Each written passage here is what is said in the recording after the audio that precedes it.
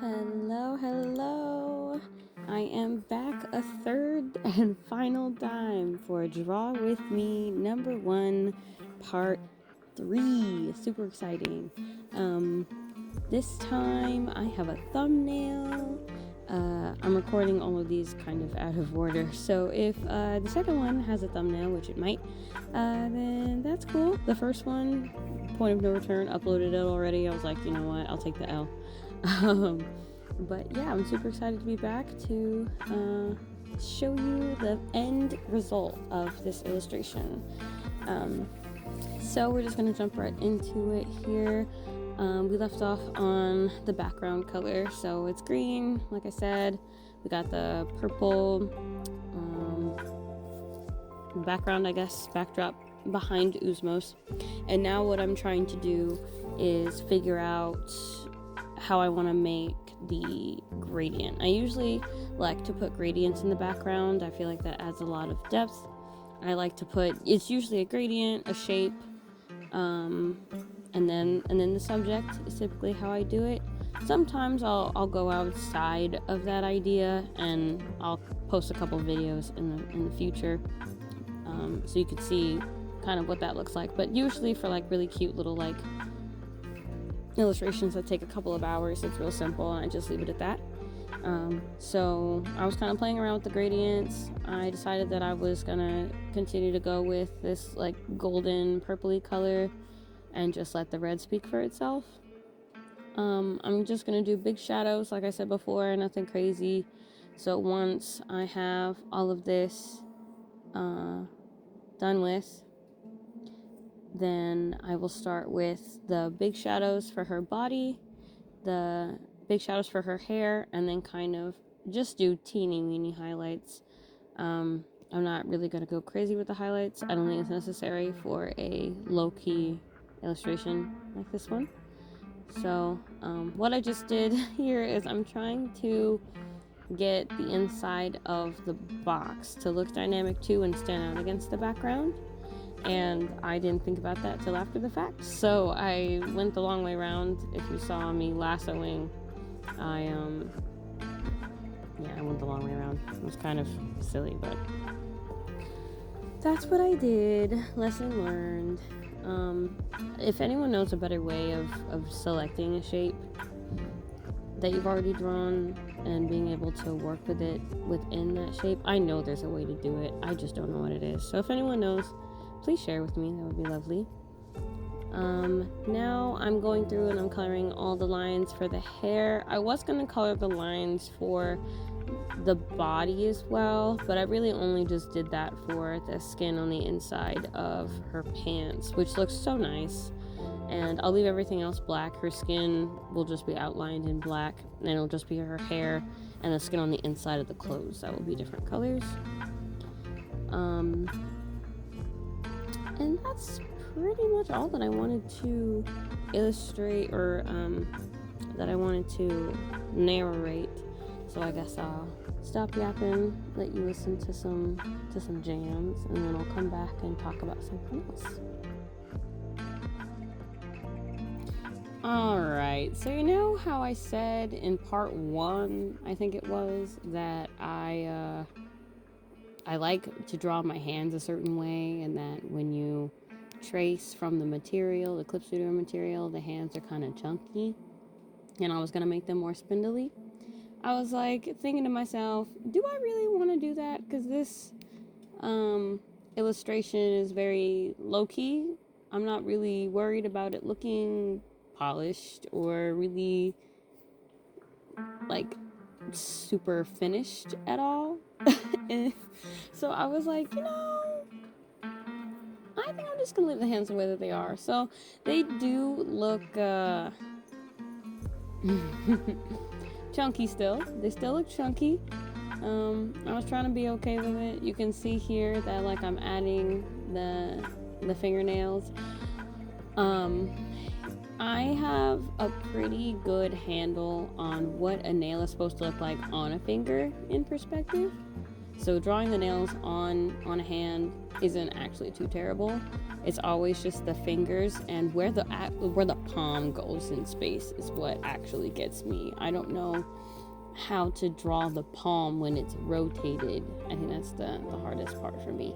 And then sometimes the fingers, depending on where they're placed. But nails aren't really hard for me at all. So once I have the nails on the hands, then they really start looking like hands. I just decided to make the nails red.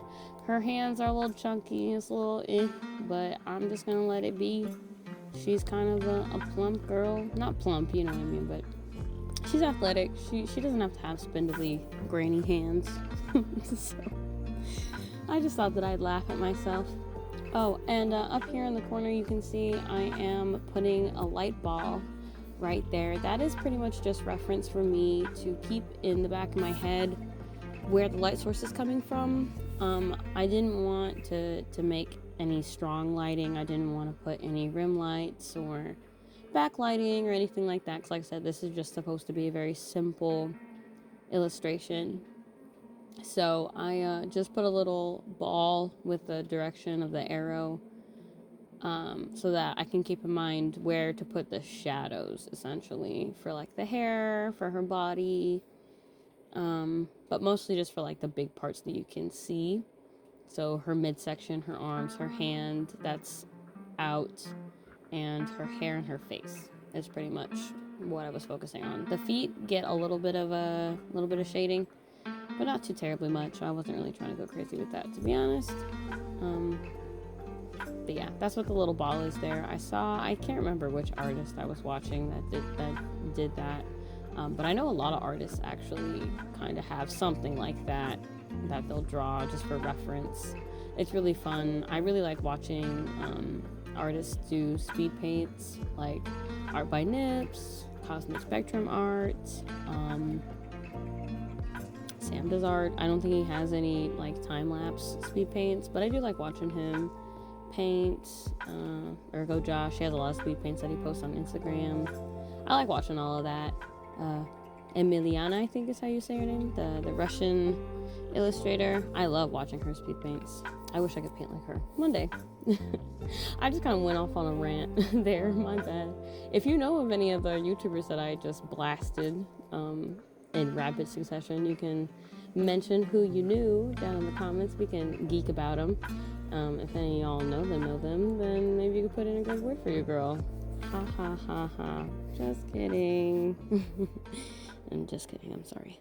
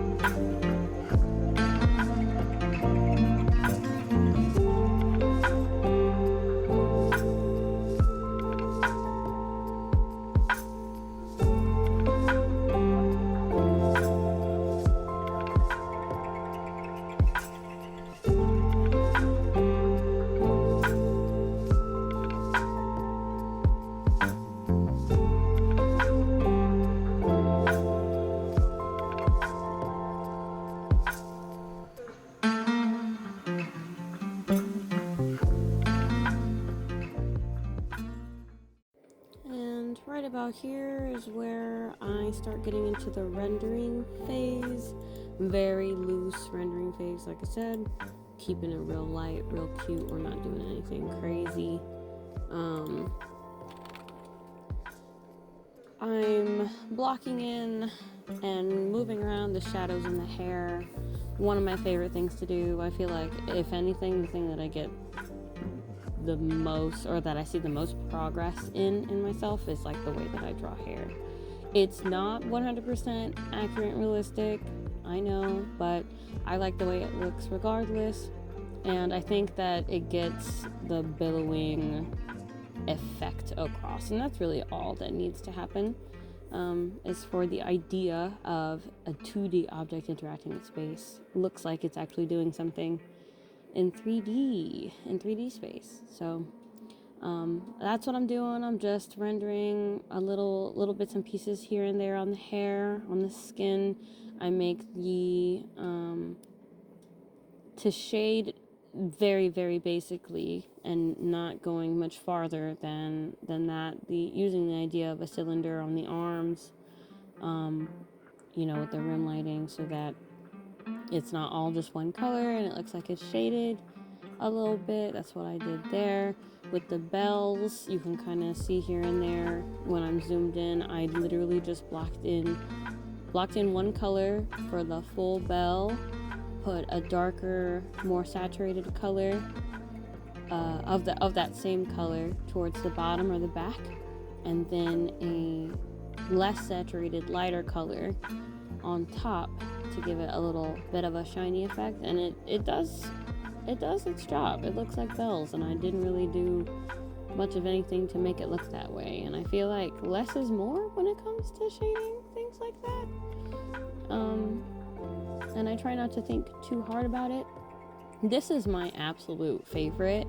It was working out. Like when I first put it on overlay, I put it on a new layer, just so that everyone knows what's going on. I put it on a new layer and I set it to overlay, set the blending mode to overlay. And I'm using a less saturated, it's almost essentially like gray, but it's still in the yellow family. Very, very desaturated yellow. And I'm adding highlights to the hair, and I'm blending it with one of the blending tools. As I was blending it, I didn't really like the way that it was looking. It was kind of blending into the hair. There were the parts that I drew on, it was still light, but it wasn't as light as I wanted it to be. So I went back over with a more desaturated yellow color, and I used a different brush this time. I decided to use a soft round brush, and I think the first time I was using a Milli brush, which is the brush that I've been using to just get flat colors down. So I switched from the Milli brush to the soft round brush, and that helped a lot. So now you can kind of see the shine in her really pretty golden hair a lot better. And I also kind of edited a bit of the dark, because I felt like you'd probably see more of the hair, and that top half isn't necessarily putting all of the hair in shadow. So I wanted more of the hair to be golden, is essentially, that's my excuse. I really, really, really like the hair that's overflowing on her shoulder.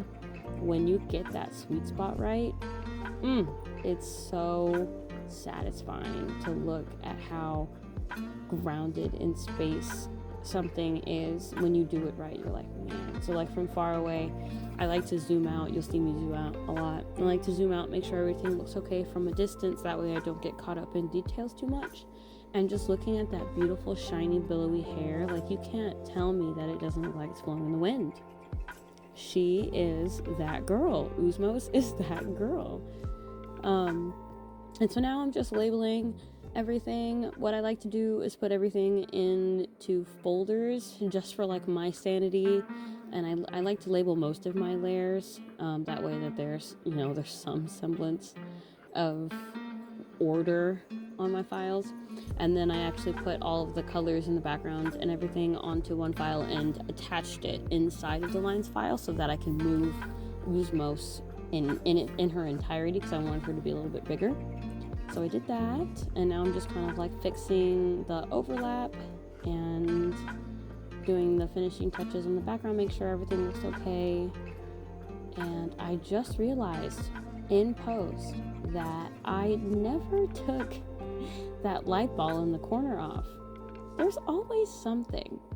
I'm glad that I noticed that just now. Yeah.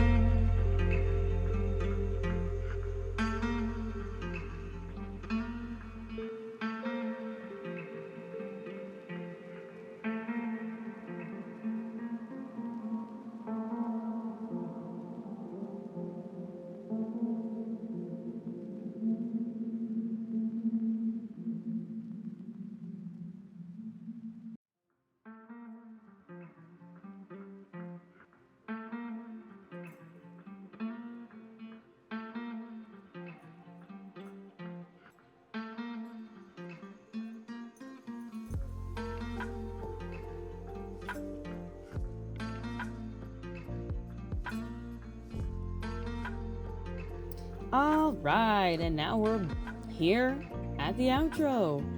Amazing. God damn it.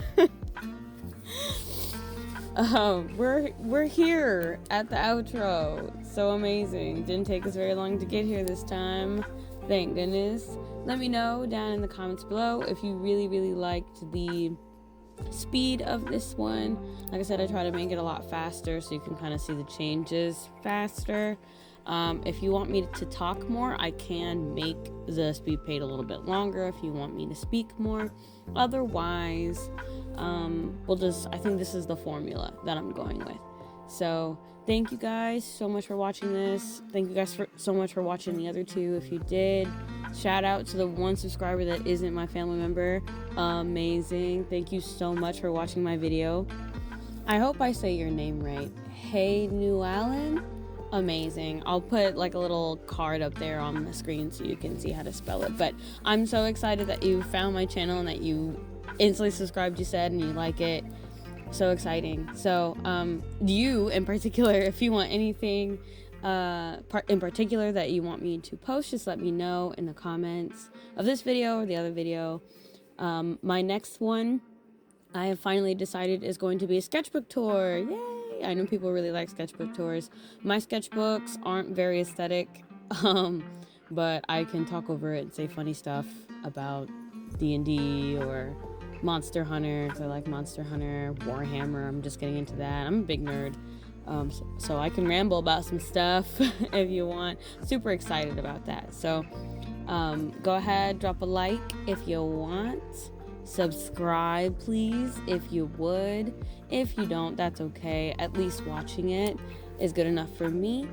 And I think I said comment down below like 30,000 times, but please comment down below, share with your friends, your family, all that stuff, and I will be back upload my sketchbook tour by next Sunday. So stay tuned. I'm also gonna make a YouTube intro. It'll just be like a little video where you can kind of see my face and I talk about what the channel is, what I plan to do with it, all that stuff. So stay tuned for that too. I don't know when exactly that's gonna be posted, but it'll be posted by next Sunday as well, hopefully. Alrighty, y'all. I'll see y'all in the trenches. Woo-hoo. Bye.